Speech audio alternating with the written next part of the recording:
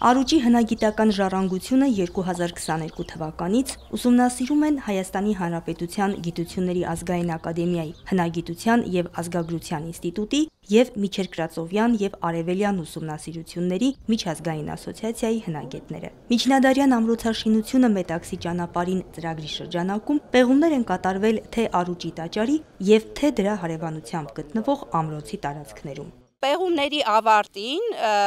պլանավորվում է մեծ վերականգնման և ամրակայման աշխատանքներ իրականացնել և ստեղծել արքեոպարկ, որը նպաստ կբերի հատկապես Առուջ գյուղի զարգացմանը թե մշակութային և թե սոցիալ-տնտեսական զարգացման առումով։ Մենք, որպես հնագետներ, զբաղվում ենք այս կարևորագույն պատմամշակութային հուշարձանների գիտական ուսումնասիրությամբ և ծրագրի միջոցով գիտությունը ավելի հասանելի ենք դարձնում հասարակ մարդկանց։ Հույս ունենք այն մեծ զբոսաշրջային հետաքրքրություն կներկայացնի, որը կնպաստի գյուղական համայնքների բարգավաճմանը։ Հնագիտական հարուստ ժառանգություն կա Առուճում։ Փոքրիկ գյուղատեղին 7-րդ դարում իշխանած իշխանների նստավայր, երկրի վարչական կենտրոն, նաև Մետաքսի ճանապարհի կարևոր հանգույցներից մեկն է եղել։ Առուճը բացառիկ մի վայր է, որտեղ մենք ունենք մեր միջնադարյան կառույցների գրեթե բոլոր հիմնական տիպերը։ Այսինքն այստեղ մենք ունենք վաղ միջնադարյան բազիլիկ եկեղեցի, ունենք Գրիգոր Մամիկոնյանի կառուցած այս հրաշալի տաճարը, իշխանական պալատ, որը շատ քիչ տեղերում կա,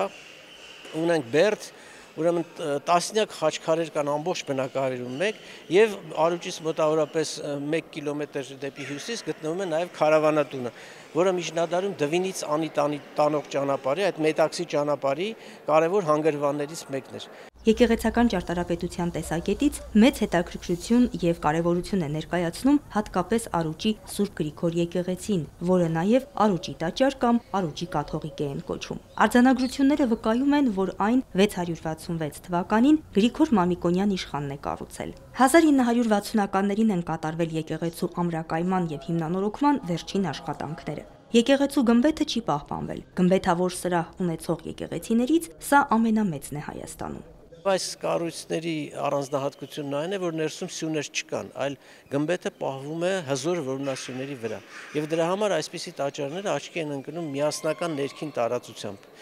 Եվ ի սկզբանե նախատեսված էր եւ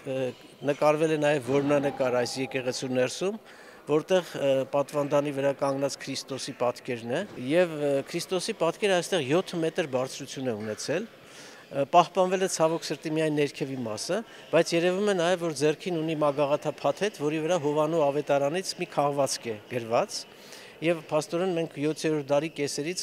գրություն ունենք այդպիսի, ուրեմն ներկագիր արձանագրություն ունենք։ Միջնադարյան ամրոցաշինությունը Մետաքսի ճանապարհին ծրագրի շրջանակում հայ եւ իտալացի հնագետները բացի Առուճից միաժամանակ պեղումներ են իրականացրել նաև Գառնիի տաճարի եւ միջնադարյան Դվինի տարածքներում։ Ծրագրի հեռահար նպատակը ազգային նյութական մշակույթի պահպանումը եւ այն որպես համամարտկային ժառանգություն ներկայացնելն է։ Հայաստանը եւ Իտալիան ունեն ընդհանուր ժառանգություն, եւ դրա մեծ մասը կազմում է պատմական ճարտարապետական ժառանգությունը։ Մենք տեսնում ենք, ինչպես է Իտալիան բռնում Հայաստանի ձեռքը իր հնագետներով, պատմաբաններով, ժամանելով Հայաստան հայ մասնագետների հետ բացահայտելու, ուսումնասիրելու բոլոր այն արժեքները, որոնք այժմ թաքնված են մեզանից։ Իհարկե իրենք հայկական կարևորագույն ճարտարապետական հուշարձաններ են, բայց ներկայացում են նաև համամարտկային ժառանգության կարևորագույն ապացույցներ, կարևորագույն վկաներ։ Իրենց հետաքրքրում է նյութական մշակույթը, բարձրագույն մակարդակի նյութական մշակույթը։ Եվ այս երկուսի